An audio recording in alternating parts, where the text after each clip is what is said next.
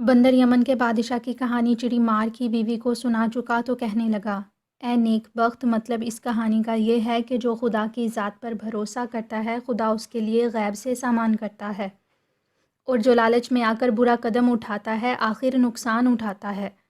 بادشاہ نے خدا کی ذات پر بھروسہ کیا تھا، اس نے خدا کے نام پر ایک سلطنت دی تو دو پائیں۔ جو لالچی تھے انہوں نے جانیں گنوائیں، قیامت تک لوگ انہیں لعنت ملامت کرتے رہیں گے۔ چڑی مار کی بیوی پر بندر کی ان باتوں کا بہت اثر ہوا، اس نے بندر کے سر پر ہاتھ پھیرا اور کہنے لگی، تو تسلی رکھ، میں جب تک زندہ ہوں تجھے بادشاہ کے حوالے نہیں کروں گی، فاقے کر لوں گی لیکن تیرا بال بیکا نہ ہونے دوں گی۔ یہ کہہ کر اس نے بندر کے سامنے روٹی لا رکھی، وہ تو نہ جانے کتنے دنوں کا بھوکا تھا، خوب سیر ہو کر کھایا۔ کھانا کھلانے کے بعد چڑی مار کی بیوی نے اسے ایک پلنگڑی پر لٹا دیا اور پھر آرام سے سو رہی۔ صبح ہوئی اور چڑی مار نے بندر کو بادشاہ کے پاس لے جانے کا ارادہ کیا تو اس کی بیوی بولی، آج جا کر پھر قسمت آزما، چڑیاں پکڑ، جو روٹی مل جائے تو کیوں اس بیچارے کی جان جائے، ہم پر مفت میں بدنامی آئے۔ چڑی مار نے غصے سے، تو اس کی باتوں میں آ گئی، اس سے پہلے کہ عورت کچھ جواب دیتی بندر نے کہا، سبحان اللہ، یہ تو عورت ہو کر خدا کی ذات پر بھروسہ کر رہی ہے اور تم مرد ہو کر ایسی کم ہمتی دکھا رہے ہو۔ بندر نے جو کم ہمتی کا طعنہ دیا تو چڑی مار نے کچھ نہ کہا، جال اٹھایا اور ایک دم باہر نکل گیا۔ خدا کی شان کے پہلے تو جنگل جنگل کی خاک چھانتا تھا، صبح سے شام تک سارا دن خراب ہوتا تھا، تب کہیں جا کر 3-4 جانور پکڑ کر لاتا تھا۔ اس روز دوپہر میں ہی 50-60 جانور ہاتھ آئے، خوش خوش شہر میں آیا، جانور بیچے تو ان کے بدلے ملنے والی رقم دیکھ کر آنکھیں کھل گئیں۔ آٹا، دال، نون، تیل، لکڑی خریدی، تھوڑی سی مٹھائی لے جھومتا جھامتا گیت گاتا گھر آیا۔ آتے ہی بیوی سے کہنے لگا، ارے نیک بخت، اس بندر کے قدم تو بڑے بھاگوان ہیں، میرے تو سارے دلدر دور ہو گئے، لے مٹھائی کھا اس خوشی میں۔ چڑی مار کی بیوی بہت خوش ہوئی، مٹھائی اپنے شوہر کے ہاتھ سے لے کر پہلے بندر کو کھلائی، پھر آپ کھائی، پھر روٹی پکائی، کچھ بندر کو کھلائی، کچھ آپ کھائی۔ اس نے دل میں خدا کا شکر ادا کیا کہ چلو کسی ہیلے جان تو بچی۔ اس روز سے قدرت نے ایسا رنگ دکھایا کہ چڑی مار کے کام میں روز بروز ترقی ہونے لگی۔ روز جال لے کر جاتا تو ڈھیر سارے جانور یہ جانور بکتے تو اسے ڈھیر سارے روپے مل جاتے۔ تھوڑے ہی دنوں میں گھر بار، کپڑا لتا، گہنا پاتا درست ہو گیا اور ان کی زندگی بڑے آرام سے گزرنے لگی۔ چڑی مار اور اس کی بیوی دونوں اپنی اس خوشحالی کا سبب بندر کے آنے کو سمجھتے تھے، اس لیے اس کا بہت خیال رکھتے تھے، اسے بڑی اچھی خوراک کھلاتے تھے اور یہ بھی احتیاط کرتے تھے کہ بندر کا کسی کو نہ پتہ چلنے پائے۔ بندر بھی خوش ہو کر انہیں طرح طرح کے قصے کہانیاں سناتا تھا، جان بچ جانے کی خوشی میں 100 طرح سے ان کا دل بہلاتا تھا۔ پھر کرنا خدا کا کیا ہوا کہ ایک بڑا تاجر اس سرائے میں آ کر ٹھہرا جس کی دیوار تلے چڑی مار رہتا تھا۔ ایک رات اس نے ایسی آواز سنی جیسے کوئی لڑکا پیاری پیاری باتیں کرتا ہے۔ یہ آواز چڑی مار کے گھر کی طرف سے آ رہی تھی۔ تاجر نے سرائے کی بھٹیاری کو بلایا اور پوچھا، اس سرائے کے پاس کون رہتا ہے؟ بھٹیاری نے جواب دیا، چڑی مار۔ تاجر نے کہا، اس کا لڑکا بڑی پیاری پیاری باتیں کرتا ہے۔ بھٹیارن نے حیران ہو کر کہا، لڑکا؟ ان کے ہاں تو کوئی لڑکا بالا نہیں، ایک چڑی مار ہے، دوسرے اس کی بیوی۔ اس پر سوداگر بھی حیران ہوا اور کہنے لگا، لیکن لڑکے کی آواز تو آتی ہے، ادھر آ کے سن، اب بھی آ رہی ہے۔ بھٹیاری نے قریب آ کر سنا، واقعی ایسی آواز آ رہی تھی جیسے کوئی لڑکا باتیں کر رہا ہو۔ تاجر نے کہا، اس لڑکے کی آواز بڑی اچھی ہے، اسے جا کر میرے پاس لا، 2-4 باتیں کروں گا، لڑکے کو انعام دوں گا اور تیرا منہ بھی میٹھا کروں گا۔ بھٹیاری تاجر کی بات سن کر چڑی مار کے گھر گئی، وہاں بندر بیٹھا باتیں کر رہا تھا۔ بھٹیاری کو دیکھ کر خاموش ہو گیا۔ چڑی مار اور اس کی بیوی دونوں بھٹیاری کے پاؤں پر گر پڑے، منت کرنے لگے کہ ہم نے اسے بچوں کی طرح پالا ہے، اپنا دکھ ٹالا ہے۔ شاہ بندروں کی جان کا دشمن ہے، ایسا نہ ہو کہ یہ خبر اڑتے اڑتے اسے پہنچے، بندر چھن جائے اور ہم پر خرابی آئے۔ وہ بولی، مجھے کیا ضرورت پڑی ہے جو آگے بات کروں؟ یہ کہہ کر سرائے میں واپس آئی اور وہاں سوداگر انتظار کر رہا تھا۔ وہ کہنے لگی، میاں سوداگر، وہاں کوئی لڑکا بالا نہیں ہے۔ تاجر حیران ہو کر بولا، ارے پگلی، پھر آواز کس کی تھی؟ بھٹیاری نے جیسے چڑھ کر کہا، مجھے کیا پڑی ہے جو کہوں کہ بندر بولتا ہے؟ اس پر سوداگر خوب ہنسا اور کہنے لگا، تو دیوانی ہو گئی ہے شاید، بھلا کہیں بندر بھی باتیں کرتے ہیں؟ بھٹیاری نے جواب دیا، جی ہاں، اسی لیے تو میں بھی نہیں کہتی کہ بندر بولتا ہے۔ سوداگر کو سخت الجھن ہونے لگی، لڑکے کی آواز اس نے اپنے کانوں سے سنی تھی، سوچنے لگا کہ یہ کیا ماجرا ہے۔ جب رہا نہ گیا تو اٹھا، مکان تو ساتھ ہی تھا، خود اندر چلا گیا۔ دیکھا تو واقعی وہاں ایک عورت، دوسرا مرد مچھندر اور تیسرا بندر ہے۔ اب اسے یقین آیا کہ یہی بندر باتیں کر رہا تھا۔ چیڑی مار کی بیوی سوداگر کو دیکھ کر بندر کو چھپانے لگی تو اس نے کہا، اب اسے چھپانے سے کیا حاصل؟ تمہارا بھید کھل چکا ہے، بہتر یہی ہے کہ یہ بندر میرے حوالے کر دو، اس کے بدلے میں جتنے روپے چاہو ملیں گے۔ نہیں دو گے تو میں بادشاہ کو اطلاع کر دوں گا، یہ بیچارہ مارا جائے گا، تمہارے ہاتھ کچھ نہ آئے گا۔ سوداگر کی یہ دھمکی سن کر دونوں میاں بیوی رونے پیٹنے لگے۔ بندر نے خیال کیا کہ اب جان نہیں بچتی، اتنی ہی زندگی تھی۔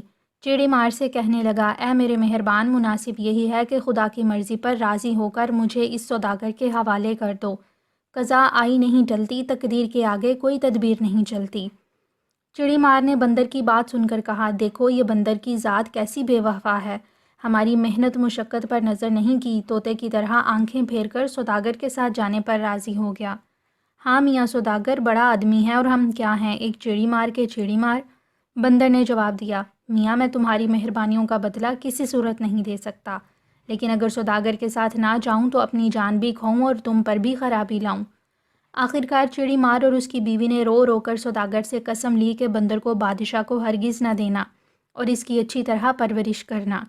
یہ کہہ کر بندر سوداگر کے حوالے کیا۔ سوداگر نے اشرفیوں کی ایک تھیلی چڑی مار کو دی اور بندر کو لے کر سرائے میں واپس آ گیا۔ سرائے میں آ کر تاجر نے بڑی محبت اور شفقت سے اس کے سر پر ہاتھ پھیرا اور اس کا حال پوچھا۔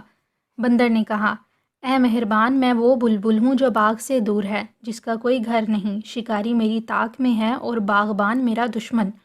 کیا کہوں، اپنے دل کے ہاتھوں یہ دکھ اٹھائے ہیں کہ جو اپنے تھے آج پرائے ہیں۔ زمانے کی شکایت کیا کروں کہ اپنے ہاتھوں مصیبت میں مبتلا ہوا ہوں۔ کبھی موقع ملا تو اپنی تمام داستان آپ کو سناؤں گا۔ بندر کی یہ دردناک باتیں سن کر سوداگر کی آنکھوں سے آنسو نکل آئے۔ دل میں سوچا کہ یہ بندر نہیں، کسی اونچے خاندان کا فرزند ہے جو کسی جادو میں پھنس کر بندر بن گیا ہے۔ کہنے لگا، اطمینان رکھ، تیری جان کے ساتھ میری جان ہے، میں تجھ پر کوئی آنچ نہیں آنے دوں گا۔ بندر کو اطمینان ہو گیا کہ اس سوداگر کے پاس میں ہر بلا سے محفوظ رہوں گا، لیکن تقدیر کے آگے کسی کا زور نہیں چلتا۔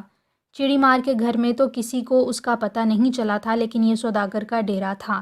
دن بھر سینکڑوں لوگوں کی آمد و رفت وہاں رہتی تھی۔ چند دن بعد ہی راز کھل گیا کہ سوداگر کے پاس ایک ایسا بندر ہے جو انسانوں کی طرح باتیں کرتا ہے۔ ہوتے ہوتے یہ خبر اس احسان فراموش نقلی شہزادے تک بھی پہنچ گئی جو جان عالم بنا بیٹھا تھا۔ سنتے ہی سمجھا کہ یہ بندر اصل میں جان عالم ہی ہے۔ فوراً ایک چوبدار سوداگر کی طرف روانہ کیا کہ بندر لے کر آئے۔ سوداگر یہ دیکھ کر بہت گھبرایا اور تو کچھ نہ بن آیا، چوبدار سے کہا، میرے ہاں کوئی اولاد نہیں ہے، طبیعت بہلانے کے لیے اسے فرزندوں کی طرح پالا ہے، اسے اپنے سے جدا کیا تو میں خود بھی زندہ نہیں رہ سکوں گا، اس کی جان کے ساتھ میری جان ہے، آگے جو بادشاہ کی مرضی۔ چوبدار خالی ہاتھ واپس آ گیا اور جا کر نقلی شہزادے سے تمام ماجرا عرض کر دیا۔ وہ بہت غصے میں آیا، فوراً اس ملک کے بادشاہ غضنفر شاہ زرہ پوش کے نام خط لکھا کہ اگر اپنی سلطنت اور اپنی رعایا کی خیر چاہتے ہو تو سوداگر سے بندر لے کر جلد یہاں بھیج دو، نہیں تو اینٹ سے اینٹ بجا دوں گا، ملک کا نام و نشان مٹا دوں گا۔ یہ پیغام پا کر غضنفر شاہ کو بڑی فکر ہوئی۔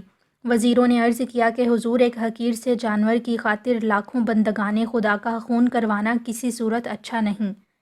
اس پر بادشاہ نے حکم دیا کہ سرکاری پیادے اور کچھ درباری سوداگر کے پاس جائیں، نرمی یا سختی سے جس طرح بھی ہو سکے بندر کو پکڑ لائیں اور شہزادے کے حوالے کر دیں۔ اس حکم کی تعمیل میں غضنفر شاہ کے کچھ درباری اور پیادے سوداگر کے پاس پہنچے، مگر سوداگر بندر کو ان کے حوالے کرنے پر تیار نہیں تھا۔ بندر نے ہاتھ جوڑ کر کہا، میاں سوداگر، جس کی قسمت میں موت لکھی جا چکی ہو اس کے لیے بھاگ دوڑ کرنا بیکار ہے۔ میری موت کا وقت آ پہنچا ہے، میری خاطر آپ کیوں رنج میں مبتلا ہوتے ہیں؟ اگر میری وجہ سے آپ کو کوئی تکلیف پہنچی تو مجھے قیامت تک شرمندگی رہے گی۔ سوداگر نے کہا، نہیں، میں نے جو بات کہی ہے اسے مردے تم تک نبھاؤں گا، تمہاری جان کے ساتھ میری جان ہے، جیتے جی تو میں تمہارا بال تک بیکا نہیں ہونے دوں گا۔ بندر نے تو پھر اور کچھ نہیں کہا، لیکن بادشاہ کے آدمیوں کا تقاضا جب سخت ہو گیا اور دن بھی کم رہا تو سوداگر نے کچھ سوچ کر ایک رات کی مہلت طلب کی اور وعدہ کیا کہ صبح کو میں خود اس بندر کو لے کر بادشاہ کی خدمت میں حاضر ہوں گا۔ اس کے ساتھ ہی 1000 اشرفیوں کی تھیلی بھی ان لوگوں کی نظر کی۔ ہزار اشرفیاں لے کر وہ لوگ بھی نرم پڑ گئے اور سوداگر سے صبح کو بندر کے ساتھ دربار میں آنے کا پختہ وعدہ لے کر چل دیے۔ انہوں نے بادشاہ سے کہا کہ صبح کے وقت وہ سوداگر خود بندر کو لے کر حضور کی خدمت میں حاضر ہوگا۔ شام ہوتے ہوتے یہ خبر سارے شہر میں پھیل گئی کہ ایک سوداگر کے پاس بندر ہے جو انسانوں کی طرح باتیں کرتا ہے۔ اب وہ بندر بھی کل مارا جائے گا۔ یہ خبر انجمن آرا کو بھی ہو گئی اور وہ گہری سوچ میں ڈوب گئی۔ جب سے انجمن آرا نے یہ سنا تھا کہ نکلی شہزادہ بندر پکڑ کر مرواتا ہے تو اسے یقین ہو گیا تھا کہ ہو نہ ہو شہزادہ جان عالم بندر ہی کی شکل میں ہے۔ وہ سوچنے لگی کہ ایسی کیا تدبیر کیجیے کہ اس کی جان بچ جائے۔ اس نے کنیزوں سے دریافت کیا، صبح کے وقت وہ سوداگر کدھر سے جائے گا؟ یہ تماشا ہمارے دیکھنے میں کیوں کر آئے گا؟ کنیزوں نے عرض کی کہ وہ حضور کے جھروکے تلے سے گزرے گا، آپ بڑے اطمینان سے سارا تماشا دیکھ سکیں گی۔ انجمن آرا یہ سن کر خاموش ہو رہی۔ رات بھر فکر اور غم کے مارے اسے نیند نہ آئی۔ صبح ہوتے ہی جھروکے میں آ بیٹھی اور ایک طوطا پنجرے میں اپنے پاس رکھ لیا۔ ادھر انجمن آرا بندر کے انتظار میں جھروکے میں آ بیٹھی، ادھر سوداگر ہاتھی پر سوار ہو بندر کو گود میں بٹھا شاہی دربار کی طرف روانہ ہوا۔ لوگوں کا ایک ہجوم ساتھ ہو لیا۔ بندر باتیں کرتا جاتا تھا، روتا تھا اور دوسروں کو بھی رلاتا تھا۔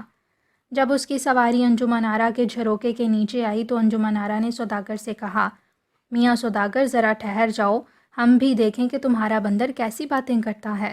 سوداگر نے ہاتھی روکا۔ انجمن آرا نے بندر کو پکار کر کہا، اگرچہ ہم اب اس لائق نہیں لیکن تیری داستان سننے کے شائق ہیں۔ بندر نے انجمن آرا کی آواز پہچانی، پہلے تو خوب رویا، پھر کہنے لگا، ہم اپنی داستان کیا سنائیں؟ جو یار تھا اسی نے عیاری کی، جس کو دوست سمجھتے تھے اسی نے غداری کی۔ یہ حالت ہماری کی، جس کا رونا ہمیں ناگوار تھا وہی خون کا پیاسا بنا۔ سچ ہے نیکی کا بدلہ بدی ہے۔ کسی نے ہمیں سمجھایا تھا، ہم نے نہ مانا، وہ آگے آیا، اب پچھتانے سے کیا ہوتا ہے؟ کوئی تدبیر بن نہیں آتی، ہمیں ہماری کوئی خبر ہے؟ کوئی گھڑی میں جان جاتی ہے، جو جانتا ہے وہ دیکھتا ہے۔ کوئی اس سے کہہ دے کہ تمہارے واسطے وطن سے بے وطن ہوئے اور تمہاری وجہ سے ہی قتل کے حقدار ٹھہرے۔ بندر کی ان باتوں سے انجمن آرا کا رہا سہا شک بھی دور ہو گیا۔ اب اسے پورا یقین ہو چکا تھا کہ یہی جان عالم ہے۔ کہنے لگی، جو جانتے تھے ان سے کیا ہو سکا، انجان کو تکلیف دینے سے کیا فائدہ؟ یہ کہتے ہوئے انجمن آرا نے طوطے کی گردن مروڑ دی اور پنجرہ جھروکے کے باہر نکالا۔ بندر کی نگاہ جو پنجرے پر پڑی تو سمجھ گیا کہ انجمن آرا نے مجھے پہچان لیا ہے۔ سوچا کہ یہی موقع ہے۔ وہاں تو ہر طرف شور سا مچ رہا تھا، کسی نے نہ دیکھا بھالا۔ بندر سوداگر کی گود میں لیٹ کر طوطے کے جسم میں چلا گیا۔ انجمن آرا نے جھٹ پنجرہ اندر کھینچ لیا اور جھروکے سے اٹھ کر اندر چلی آئی۔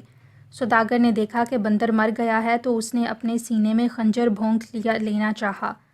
مہاوت نے بڑی مشکل سے روکا اور سمجھایا کہ یہ تو شکر کرنے کی جگہ ہے کہ بندر نے اپنی اور تمہاری دونوں کی عزت رکھ لی۔ یہ بندر کی عقل مندی تھی کہ تمہاری گود میں جان گنوائی، بادشاہ کے سامنے جانے کی نوبت نہ آئی۔ بندر کے مرنے کی خبر جب اس نمک حرام نکلی شہزادے کو پہنچی تو پھر بھی اسے چین نہ آیا۔ اس کی لاش منگوا کر اسے جلا ڈالا اور اس طرح اپنا دل ادھر انجمن آرا نے طوطے کا پنجرہ اپنے پاس رکھ کر سب کنیزوں کو اپنے پاس سے ہٹا دیا اور تنہائی میں ساری سرگزشت دریافت کی۔ میاں مٹھو نے شروع سے آخر تک تمام حال سنا دیا کہ کس طرح نشے کی حالت میں وزیر زادے کے رونے پر اسے عمل بتایا اور اس نے وہ عمل ہمیں پر آزمایا۔ پھر چڑی مار کے جال میں پھنسے، دوست روئے دشمن ہنسے، وہاں سے سوداگر اپنے ساتھ لایا اور قسمت نے آج تم سے ملایا۔ انجمن آرا نے تسلی دی کہ اطمینان رکھو، انشاءاللہ جلد ہی کوئی صورت نکل آئے گی۔ انجمن آرا طوطے سے گفتگو میں مصروف تھی کہ وزیر زادے کے آنے کی اطلاع ملی۔ انجمن آرا فوراً باہر نکل آئی اور تعظیم بجا لائی۔ وزیر زادہ انجمن آرا کی اس تبدیلی سے بڑا حیران ہوا۔ اب تک یہ حال رہا تھا کہ جب وہ آتا تھا تو انجمن آرا بات تک نہ کرتی تھی۔ وہ شرمندہ سا ہو کر تھوڑی دیر بعد اٹھ اس روز جو انجمن آرا نے 2-4 باتیں کیں تو وہ سمجھا کہ آج انجمن آرا نے بندر کے مرنے کا ماجرا اپنی آنکھوں سے دیکھ لیا ہے۔ اس کے دل پر میرا رعب پڑ گیا ہے، اب چند دن بعد سارا معاملہ ٹھیک ہو جائے گا۔ جب وہ رخصت ہونے لگا تو انجمن آرا نے کہا کہ ایک بکری کا بچہ خوبصورت سا ہمیں بھجوا دو، اسے پالیں گے، رنج کو ٹالیں گے، اکیلے میں جی بہلتا رہے گا۔ انجمن آرا کیا تو سیدھے منہ بات نہیں کرتی تھی یا آج بکری کے بچے کی فرمائش کی۔ وزیر زادہ بہت خوش ہوا اور اسی وقت جا کر ایک بکری کا بچہ انجمن آرا کو بھجوا دیا۔ دوسرے روز جب وہ انجمن آرا سے ملنے آیا تو اس کی حالت ہی بدلی ہوئی تھی۔ نہ منہ غصے سے پھولا ہوا تھا، نہ تیوریاں چڑھی ہوئی تھیں۔ وہ اس کے سامنے بکری کے بچے سے کھیلتی رہی، وہ یہ دیکھ کر خوش ہوتا رہا۔ 2-3 روز تک اسی طرح ہوتا رہا۔ پھر ایک روز انجمن آرا نے بکری کے بچے کا گلا دبا کر اسے ادھموا کر دیا اور فوراً ایک چوبدار وزیر زادے کی طرف اس پیغام کے ساتھ دوڑایا کہ فوراً آؤ، اگر دیر لگاؤ گے ہمیں زندہ نہ پاؤ گے۔ وزیر زادے نے یہ سنتے ہی محل سرا کا رخ کیا۔ انجمن آرا نے طوطے کا پنجرہ پلنگ کے پاس رکھ لیا اور بکری کے بچے کو اپنی گود میں لے لیا۔ جیسے ہی وزیر زادہ سامنے آیا، انجمن آرا نے بکری کے بچے کا گلا اس زور سے دبایا کہ وہ مر گیا۔ انجمن آرا رونے پیٹنے اور فریاد کرنے لگی۔ وزیر زادے سے کہا کہ اگر میری زندگی چاہتے ہو تو اس بکری کے بچے کو ابھی زندہ کر دو، ورنہ میں اپنا سر پھوڑ کر مر جاؤں گی۔ وزیر زادے نے کہا، بھلا کہیں مردے بھی زندہ ہوا کرتے ہیں؟ دنیا میں کبھی کسی نے ایسا کام بھی کیا ہے؟ انجمن آرا نے کہا کہ واہ، تم نے ایک بار میری مینا کو بھی تو زندہ کیا تھا، اب اس بکری کے بچے کو زندہ کیوں نہیں کر سکتے؟ وزیر زادے نے دل میں سوچا کہ شاید جان عالم نے ایسا کیا ہوگا، لیکن بدحواس سا ہو کر کہنے لگا کہ مجھے تو یاد نہیں آتا کہ میں نے تمہاری مینا کو کس طرح زندہ کیا تھا۔ انجمن آرا نے جواب دیا، تم پلنگ پر لیٹ گئے تھے اور مینا جی اٹھی تھی۔ وزیر زادے نے دل میں سوچا کہ ایسے ہی ہوا ہوگا، اب انجمن آرا کی خاطر مجھے یہ کام کرنا ہی پڑے گا۔ اس نے کہا، بکری کا بچہ گود سے رکھ دو۔ انجمن آرا نے بکری کا بچہ فرش پر رکھ دیا۔ وزیر زادہ پلنگ پر لیٹا اور اپنی روح اس بکری کے بچے کے جسم میں داخل کر دی۔ وہ فوراً اٹھ کر اچھلنے کودنے لگا۔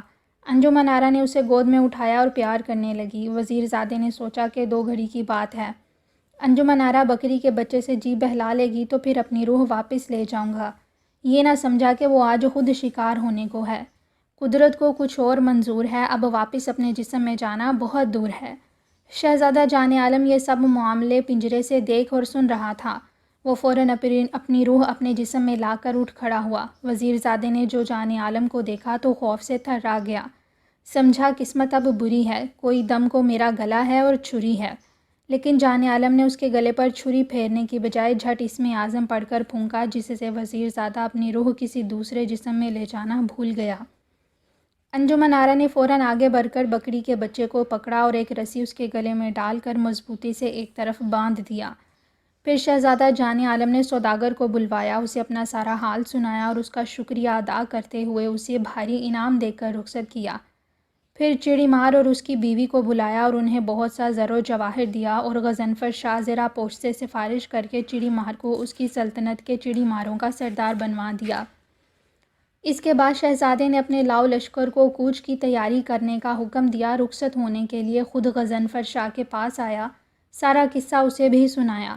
وہ سن کر حیرت میں آیا، جان عالم کے صبر اور حوصلے کی داد دی، انجمن آرا کی عقل مندی کی تعریف کی۔ شہزادے سے کہا کہ جانے کا ارادہ ترک کر دو، یہیں قیام کرو۔